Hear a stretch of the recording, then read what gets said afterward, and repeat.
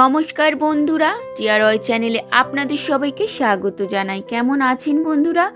আশা করি শ্রী হরি বিষ্ণুর অশেষ কৃপাতে আপনারা সবাই খুব ভালো আছেন। আজকে আমার ভিডিওর বিষয়বস্তু হলো 2026 সালের 1432 বঙ্গাব্দে ফাল্গুন মাসে অর্থাৎ ইংরাজির মার্চ মাসে সর্ববৃহৎ পূর্ণগ্রাস চন্দ্রগ্রহণ হতে চলেছে। জানব ভারতের সঠিক সময়, স্থান ও প্রভাব। গ্রহণ কখন শুরু হবে, কখন শেষ হবে, চন্দ্রগ্রহণের সূতকাল কতক্ষণ হতে চলেছে। আরও জানব রান্না করা খাবার কি করতে হয়। এছাড়া জানব গর্ভবতী মহিলারা কি সতর্ক গ্রহণ করবেন এবং আরও জানব চন্দ্রগ্রহণ চলাকালীন সময়ে সকলের কি কি কাজ করা উচিত আর কি কি কাজ করা উচিত নয়। 3রা মার্চ পবিত্র হোলির দিন। এক ভয়াবহ বিরল সর্ববৃহৎ পূর্ণগ্রাস চন্দ্রগ্রহণ হতে চলেছে।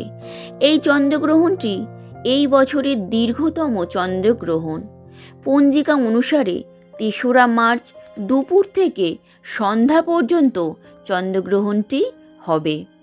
এরপরেই রাতে হোলিকা দহন করতে হবে।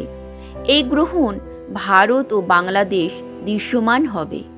এছাড়া আফগানিস্তান, পাকিস্তান, ইরাক, ইরান প্রায় সমগ্র এশিয়া জুড়ে দৃশ্যমান হতে চলেছে। এছাড়াও অস্ট্রেলিয়া, উত্তর ও দক্ষিণ আমেরিকা, নিউজিল্যান্ডেও দৃশ্যমান হবে। এবার জানব শীতকালে আমাদের কি কি কাজ করা উচিত আর কি কি কাজ করা উচিত নয়। পূজা করা, মূর্তি স্পর্শ করা, নতুন যে কোনো কাজ শুরু করা এবং যে কোনো শুভ কাজ করা একেবারেই উচিত না। এইগুলো একেবারেই নিষিদ্ধ। শীতকালে ঘর থেকে বের হওয়া যাবে না, বাইরে ঘোরা যাবে না, রান্না করা খাবার খাওয়া যাবে না।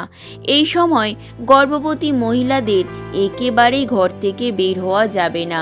রোগী ও বাচ্চাদের ঘরের ভিতরেই থাকতে হবে। 2026 সালে বাংলার 1432 বঙ্গাব্দে অর্থাৎ এই বছরে পূর্ণগ্রাস চন্দ্রগ্রহণ পালিত হবে, অর্থাৎ দোল পূর্ণিমার দিন।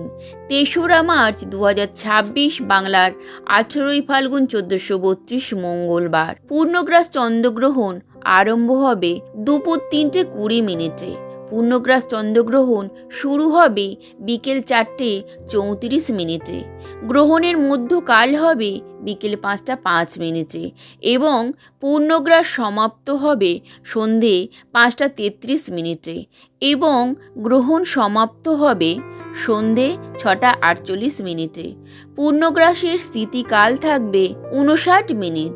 গ্রহণের স্থিতিকাল থাকবে 3 ঘন্টা 28 মিনিট এবং গ্রাস মান থাকবে 1.155। চন্দ্রগ্রহণ চলাকালীন গর্ভবতী মায়েদের বিশেষ সতর্কতা আছে। বিশেষ সতর্কতা হচ্ছে বাড়ির বাইরে একেবারেই বের হওয়া যাবে না। গ্রহণের আলো যেন গর্ভবতী মায়েদের একেবারেই স্পর্শ করতে না পারে। গ্রহণ চলাকালীন কোনো ধারালো বস্তু অর্থাৎ ছুরি, কাঁচি, বঁটি নিয়ে কাজ করা যাবে না। গ্রহণের সময় কোনো রকম খাবার খাওয়া যাবে না। সমস্ত খাবারের উপরে তুলসী পাতা দিয়ে রাখবেন। গ্রহণ চলাকালীন নিজের ইষ্টদেবতার নাম জপ করবেন অথবা হরে কৃষ্ণ মূল মহামন্ত্র জপ করবেন। গীতা পাঠ শ্রবণ করবেন। নাম সংকীর্তন শ্রবণ করতেও পারবেন।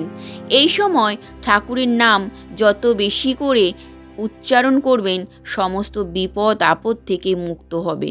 গ্রহণ শেষ হলে গোটা ঘর বাড়ি পরিষ্কার করে স্নান করে নিজের ইষ্টদেবতার পূজা করতে হবে এবং নাম স্মরণ করতে হবে। গ্রহণের আগে রান্না করা যে সমস্ত খাবার থেকে থাকে সেই খাবারগুলোতে তুলসী পাতা রেখে দিতে হবে।